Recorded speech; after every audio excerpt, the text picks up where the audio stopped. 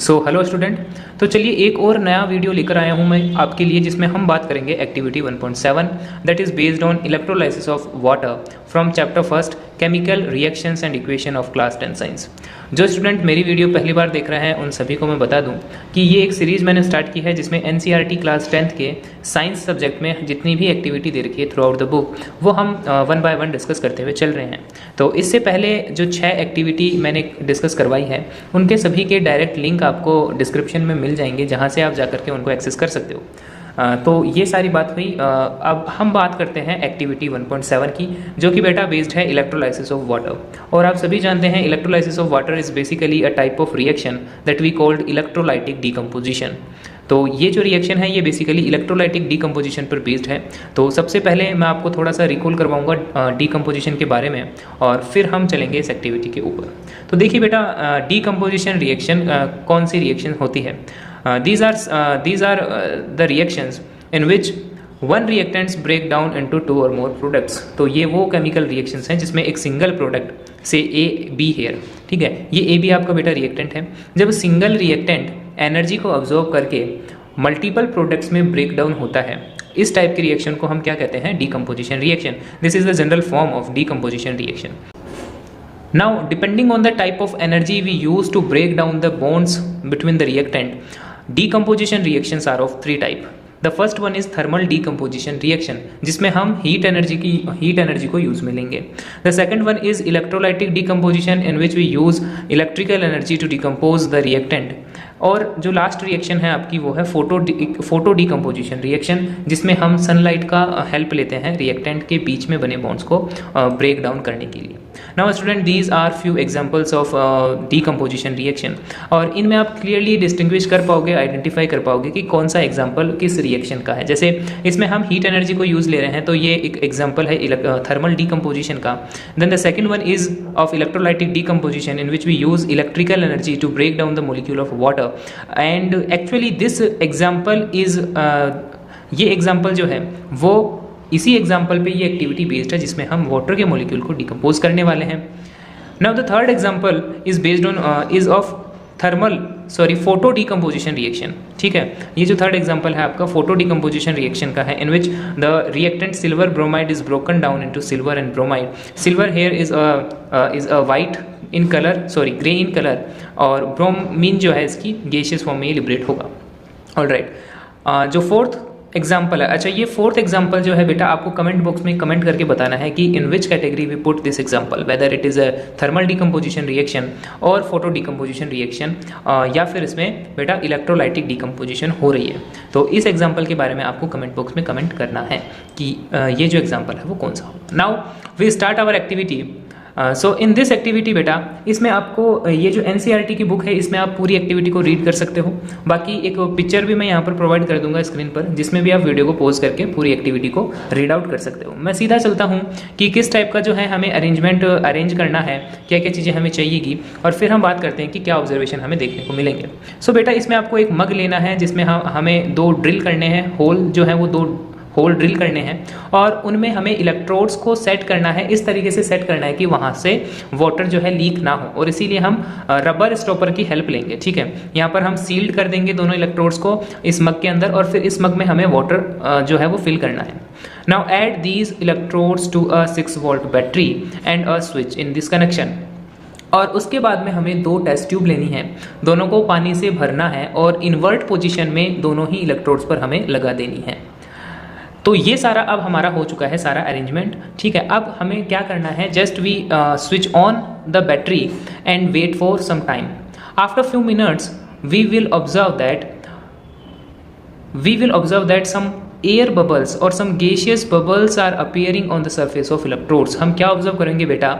हम ऑब्जर्व करेंगे कि कुछ मिनटों के बाद, कुछ समय के बाद हम ये ऑब्जर्व करेंगे कि इलेक्ट्रोड्स पर गैस के बबल्स जो है वो आना स्टार्ट हो गए हैं, और हम कुछ और देर अगर वेट करेंगे तो ये गैस बबल्स इन टेस्ट ट्यूब के अंदर से वाटर को डिस्प्लेस करना शुरू कर देंगे। डिस्प्लेस का मतलब होता है कि पानी को ये बाहर निकालना शुरू कर देंगे, और टेस्ट ट्यूब में अब गैस जो है वो फिल होने लग जाएगी, ठीक है। तो ये हमारा जो है ऑब्जर्वेशन रहेगा।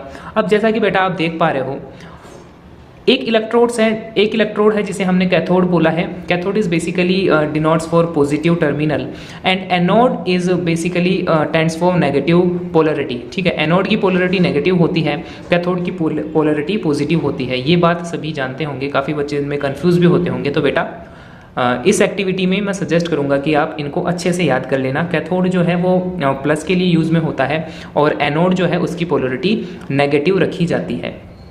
अब इंटरेस्टिंग थिंग इस एक्टिविटी की ये है कि जो गैस हमें लिबरेट होते हुए मिलेगी वो दोनों ही टेस्ट ट्यूब में अलग अलग गैस लिबरेट होंगी। जी हाँ स्टूडेंट, हमने वाटर एक ही लिया है और जो गैस है वो दोनों अलग अलग बनेगी। जैसा आप इस पिक्चर में देख पा रहे हो, जो कैथोड है हमारा पॉजिटिव टर्मिनल जिससे हमने कनेक्ट किया है बैटरी का, उस टेस्ट ट्यूब में हमें हाइड्रोजन गैस मिलेंगी। वहीं दूसरी तरफ जिस इलेक्ट्रोड को हमने एनोड कहा है, जिसे हमने नेगेटिव टर्मिनल से कनेक्ट किया है, उस टेस्ट ट्यूब में हमें ऑक्सीजन देखने को मिलेगी। और एक और जो छोटी सी चीज़ है वो आप अगर नोटिस कर पा रहे होंगे तो मैं बताना चाहूँगा कि ऑक्सीजन जो गैस है वो यहाँ पर कम दिखाई हुई है, हाइड्रोजन गैस जो है वहाँ पर ज़्यादा दिखाई हुई है। तो ये सब क्यों है, ठीक है, इनके ऊपर भी मैं आऊँगा।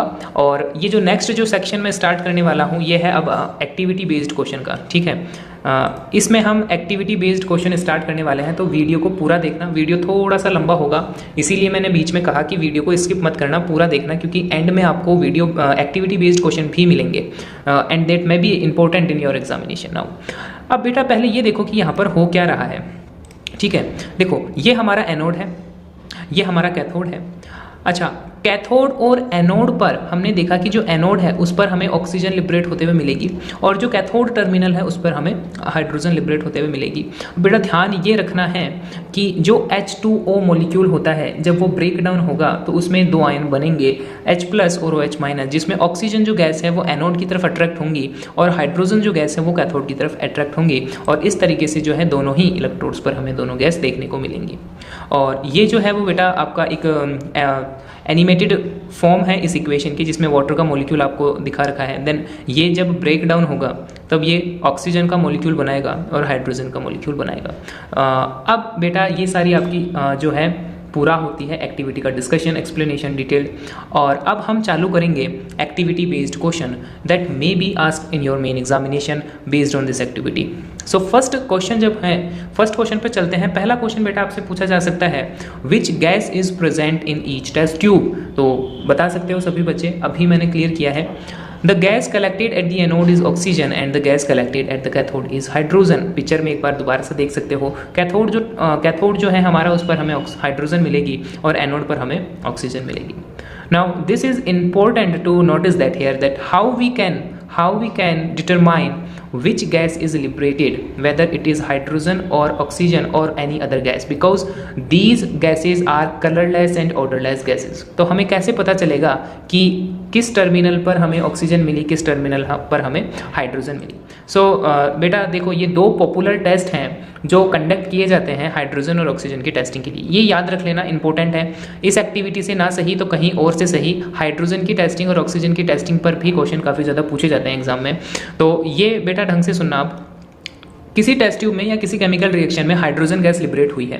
अब आपको कैसे पता चलेगा कि वो जो गैस लिबरेट हुई है वो हाइड्रोजन ही है। इसके लिए हम हाइड्रोजन गैस की टेस्टिंग करते हैं। इस टेस्ट को कहा जाता है पॉप साउंड एक्सपेरिमेंट, और जो बच्चे जानते हैं वो समझ भी गए होंगे नाम से ही। पॉप साउंड एक्सपेरिमेंट में बेसिकली हम क्या करते हैं, जैसे मान लो कि ये हमारी टेस्ट ट्यूब है जिसमें हमने रिएक्शन को परफॉर्म किया है और इस टेस्ट ट्यूब के अंदर से गैस जो है वो बन के बाहर निकली है।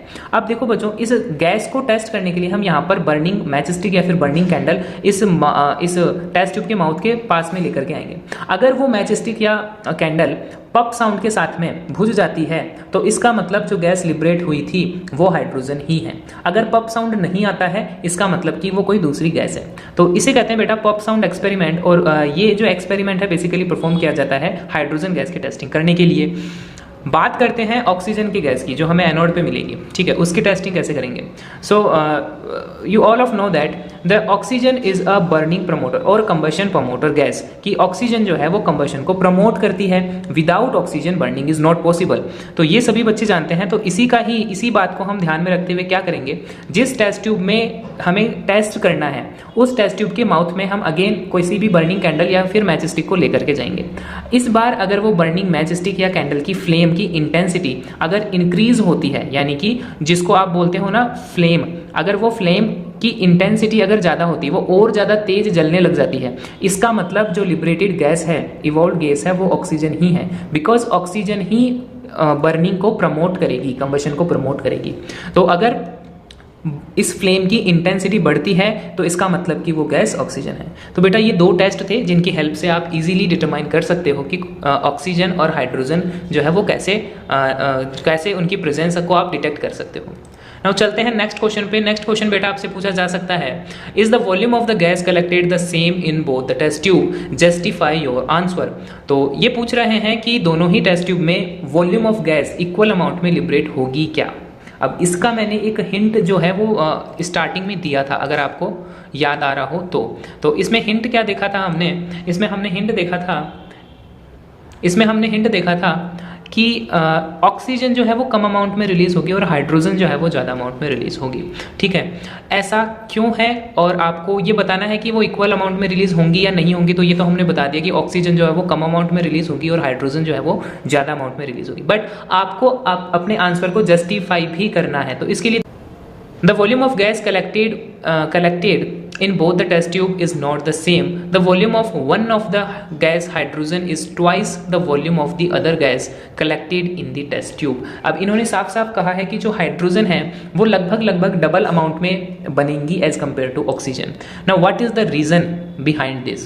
The reason behind this is hydrogen and oxygen are combined into ratio 1. This is the ratio by mass student, और आपने पढ़ा होगा रेशियो बाय मास के बारे में, आई थिंक सो कि आप जानते हो। अगर आप नहीं जानते हो तो कमेंट बॉक्स में कमेंट कर सकते हो, इस टॉपिक पर मैं अलग से कोई वीडियो बना दूंगा। एल्सवेयर यहाँ पर रेशियो बाय मास की हम बात करें तो वाटर का जो मॉलिक्यूल है 2:1 के अंदर क्रिएट होता है, जिसमें 2 जो है वो रहता है हाइड्रोजन के लिए और ऑक्सीजन के लिए 1 है।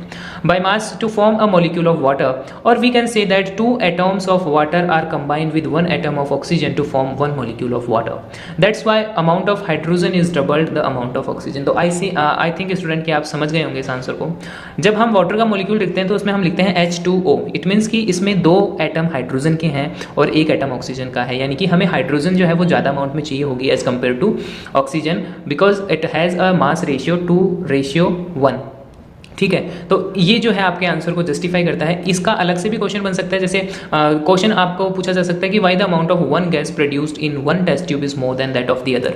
और जो प्रीवियस क्वेश्चन हमने देखा था, आप इसमें भी ये जो है आंसर अपने आंसर को जस्टिफाई करने के लिए लिख सकते हो। सो आई थिंक स्टूडेंट की पूरी ही एक्टिविटी आपको काफ़ी अच्छे से समझ में आई होंगी। मैंने एक डिटेल्ड एक्सप्लेनेशन देने की कोशिश की है।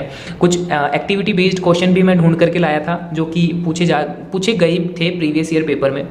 इसके अलावा भी अगर आपको कोई क्वेश्चन मिलता है that is based on this activity, तो वो क्वेश्चन भी आप कमेंट बॉक्स में ऐड कर सकते हो, ताकि बच्चे जो हैं देखें तो उस क्वेश्चन की भी प्रैक्टिस कर सकें।